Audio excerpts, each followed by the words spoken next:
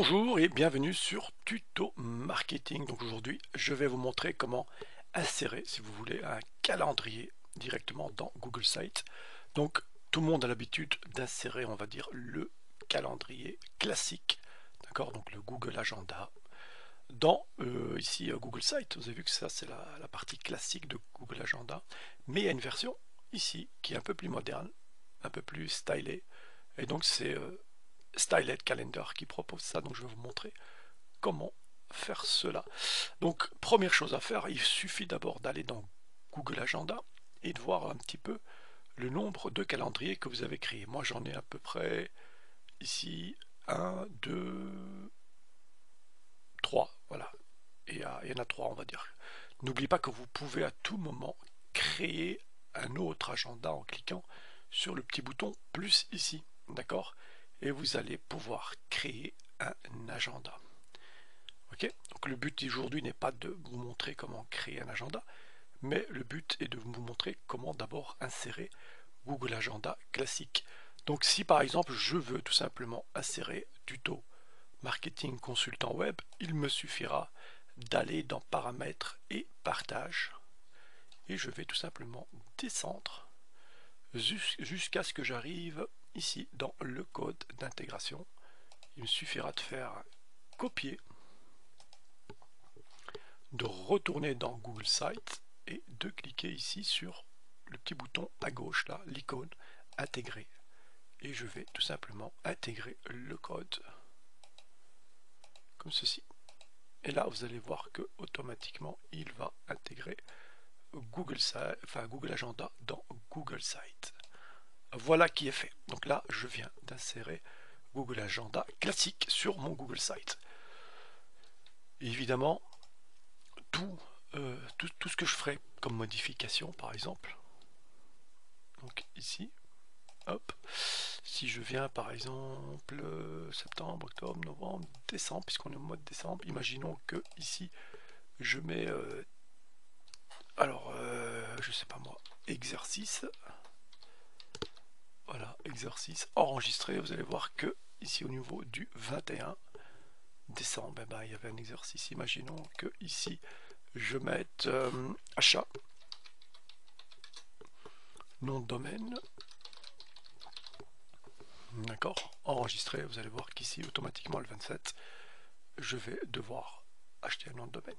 Donc automatiquement vous allez voir qu'ici si je rafraîchis la page, il va automatiquement mettre à jour en fait le calendrier.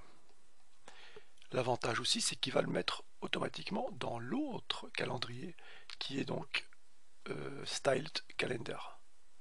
Donc pour pouvoir récupérer le calendrier en question, il suffit d'aller sur Style Calendar.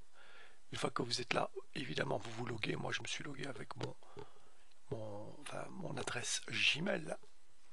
Et là, automatiquement, il va me demander de choisir les agendas que j'ai créés.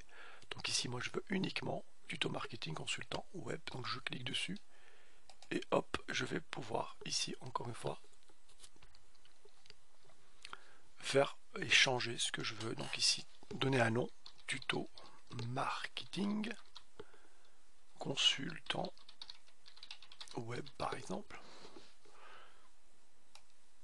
Voilà, consultant web. Et là, on va tout simplement, je pense, choisir 390. Alors ici, on va pouvoir choisir la langue. Quick Select a Language. Donc là, on va faire tout simplement French. Et on va Set the Language. Voilà qui est fait. Automatiquement, il change évidemment ici en français. Puis il y a énormément de choses que vous allez pouvoir faire gratuitement. Je rappelle qu'il y a aussi des options qui sont payantes. Ok, donc là, moi, je reste sur un calendrier qui est comme ça, assez facile. Et je vais tout simplement ici cliquer sur Embed Calendar. Et vous avez la possibilité de récupérer le HTML code ou le WordPress, d'accord, si vous êtes sur WordPress. Donc moi ici, je vais tout simplement copie HTML code. Je vais tout simplement retourner encore une fois dans donc mon Google Site et je vais encore une fois faire un double clic, aller sur le petit icône ici qui se trouve à gauche, intégrer, et on va tout simplement intégrer le code comme ceci. Et là vous avez vu que automatiquement il va mettre le calendrier. Donc si je publie maintenant, d'accord, que je vais aller voir directement en mode mobile, ça c'est le l'agenda Google classique. Donc, ça ressemble pas à grand chose, hein, parce qu'il n'est même pas responsif. Et là en bas vous avez la possibilité d'avoir en fait un calendrier qui est responsif, puisque il vous donne toutes les dates de ce qui va se passer. D'accord, donc c'est vraiment pas mal du tout, encore une fois.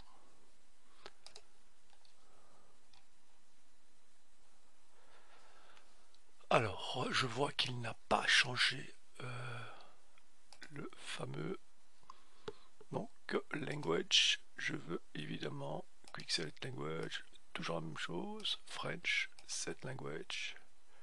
Voilà qui est fait. Normalement, ici, ça devrait être bon.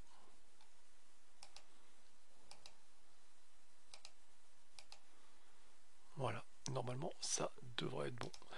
Voilà, donc ici, je mettrai évidemment le lien en dessous de la description de la vidéo. N'hésitez pas à me laisser des petits commentaires, hein, mais vous avez vu quand même que c'était assez facile d'insérer, on va dire, un calendrier stylisé sans connaissance de CSS et très facilement.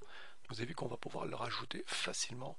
Vous allez pouvoir changer ici évidemment les couleurs. D'accord, il suffit d'aller dans le layout et vous allez pouvoir comme ça modifier tout simplement. Le gris ici, vous allez pouvoir le modifier. Donc là par exemple c'est du FF, c'est en blanc. Border color. Si je viens là, c'est hop. Donc il y a pas mal de choses qu'on peut faire gratuitement, encore une fois je le rappelle.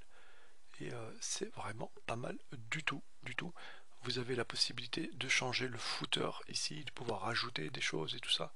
C'est vraiment bien foutu. Donc là vous avez le time. Donc end user local time, on va pouvoir mettre Europe, puisque nous on se trouve en Europe. Tout simplement. Donc on va descendre, on va mettre Europe. Voilà. Paris. Boum. D'accord. Current date, vous allez voir que là il va vous indiquer que c'est un service qui est premium malheureusement, donc il y a des choses qui sont gratuites et des choses qu'il va falloir payer. D'accord. Donc button, encore une fois, vous allez pouvoir modifier et choisir la couleur que vous voulez. Donc là c'est le bleu, vous avez vu, hein. C'est pour changer tout simplement les boutons. Donc si vous voulez en rouge, vous pouvez modifier ici. Vous avez vu, automatiquement il va le faire. C'est vraiment pas mal du tout. Donc défaut button background, dans button vous allez pouvoir modifier tout ça. Alors ici on a quoi? Ici on ne pourra pas changer, je pense, c'est parce que c'est encore une fois premium malheureusement.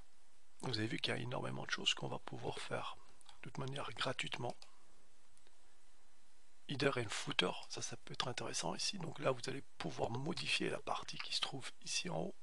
Donc edit toolbar, vous allez pouvoir rajouter, vous avez vu le previous, le next, ce sont les petits boutons qui se trouvent ici.